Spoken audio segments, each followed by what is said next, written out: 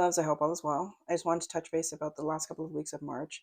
We are already in it, in this energy of deep transformation and self-actualization and really understanding who we are, how we show up for ourselves, all the things we need to let go of and release, and detaching from, like, a healthy detachment from the 3D and the past, basically. So tomorrow on the 19th we have a Kazami, which is it's a Neptune Kazami, and those with Gemini, Virgo, Sagittarius, and Pisces will feel this, or will be most affected by this. Everyone is being affected by this, but those signs will be mostly affected by this.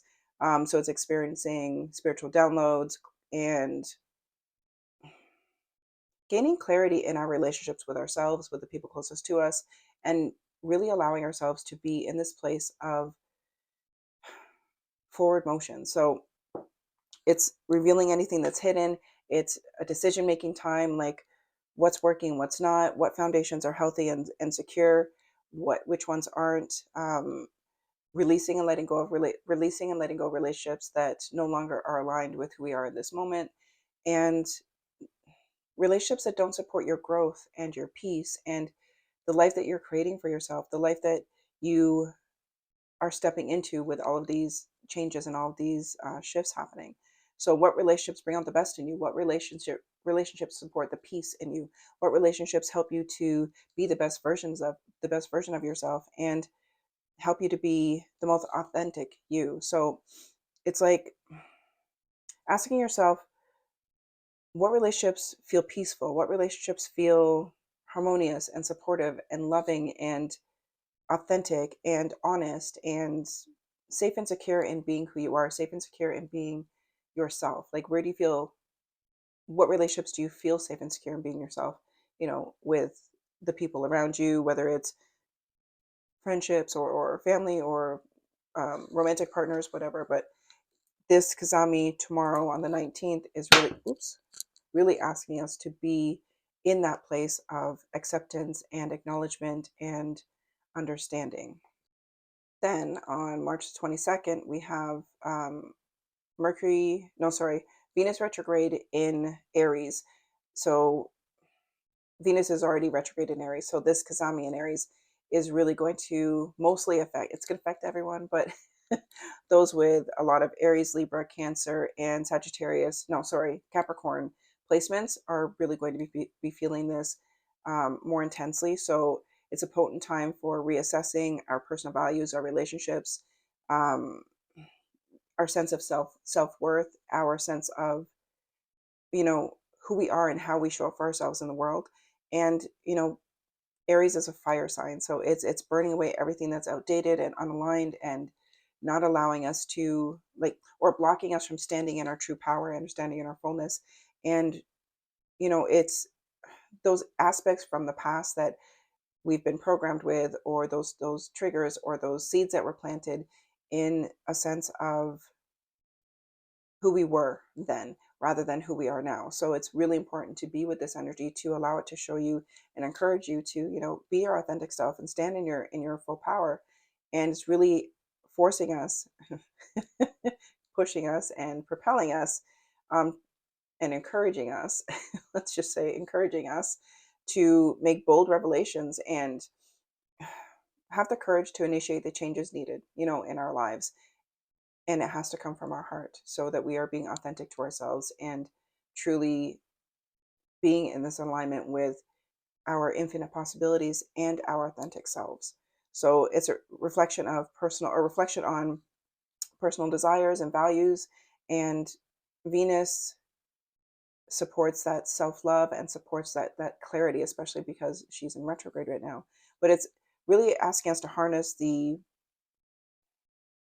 bravery that we need and the courage that we need and the confidence that we need to align our authenticity with our actions and our authenticity of who we are here to be, and not who we were. So it's who are you right now in this moment? Who are you, creating from this moment in this sense of empowerment and joy and personal values and all of those amazing things that we've come here to be. But Also, it's a time to gain clarity behind our future relationships. What relationships, how do we see relationships? How how are we showing up for ourselves in relationships, and what relationships are, aligned with our authenticity, aligned with who we are in this moment, and part of the creative energy of who we are right now, rather than what we're used to, or anything from the past. So it's a whole new redirection when it comes to relationships and all the relationships in our lives, basically. And Venus Venus energy is very purifying. So it's going to help us to truly align with those relationships that are meant for us, and encourage us to step away and remove the relationships that are not aligned any longer, or any relationship that is not, like, it's purifying any relationships that are not stable and secure. And so if there's like relationships in your life that are unstable, or have a sense of instability, or have a rocky foundation, or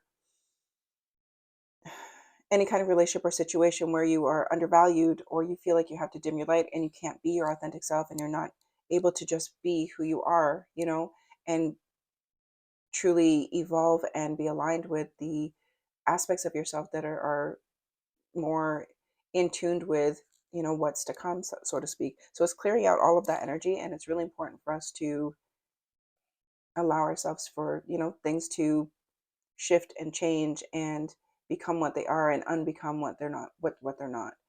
So then we have, on March 24th, the Mercury Kazami, and this is during Mercury retrograde, so it's actually the extra impact will be felt. Those with Aries, Libra, Cancer, and Capricorn energy, like that have a lot of those signs in their birth chart, will feel this most intensely. The aspects are like providing us with a window of mental clarity, a window of clarity where we may be feeling some kind of confusion or frustration through this Mercury retrograde, but it's going to allow us to have clarity, and really, it's an opportune time for deeper insights and clear communication, allowing ourselves to be who we are, and initiating projects where we require assertiveness or innovation, or real like forward motion and forward movement to say, yes, I'm going to do this kind of thing.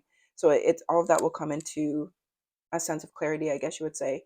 It's about seizing the moment and really allowing ourselves to be who we come here to be, and to articulate our thoughts with clarity, with confidence, with purpose, and revisit past ideas that we may have kind of put on the back burner, but we're revisiting them with a fresh perspective, I guess you would say, and really confidently expressing who you are, in this now moment, and your unique individuality, and being who you've come here to be.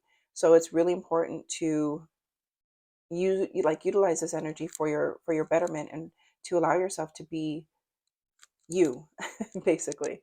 So collectively, these kazamis encourage profound introspection, transformation, and it really aligns with March's overall energy of transformation, inner reflection, change, release, and all that kind of stuff. So it's inviting us to reassess and realign our structures, I guess you would say, our values, and our style of communication.